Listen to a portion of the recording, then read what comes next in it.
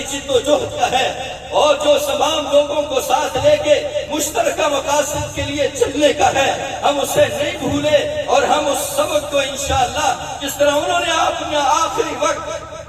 19 اگست کو مظاہرے کے اندر اور پھر 22 اگست کی کامیابی کی خوبصورت میں خواب سنی ہے اور اپنی آنکھوں سے کامیابی کا منظر دیکھا ہے، خدا کی قسم رسول اللہ کے دربار پہ پہرا دینے والے، آپ کی عزت اور ناموس پہ پہرا دینے والے اس دنیا میں بھی آقا ان کا استقبال کرتے ہیں۔ تاجدار گوٹا نے کہا تھا ان کے پشت پر محمد رسول اللہ کا ہاتھ ہوتا ہے، اور انشاءاللہ وہ اس دنیا میں بھی کامیاب ہوتے ہیں، وہ اس دنیا میں بھی کامیاب ہوں گے انشاءاللہ۔ ہمارے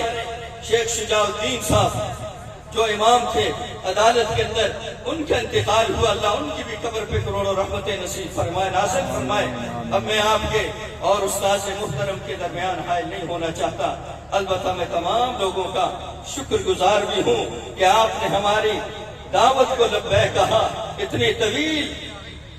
ہم نے آپ کے یہ وسعت کے باوجود کم پڑا، کھڑے رہے، ابھی تک کھڑے ہیں۔ اللہ جل جلالہ اس گرمی کی وجہ سے حشر نشر کے میدان حشر کے اللہ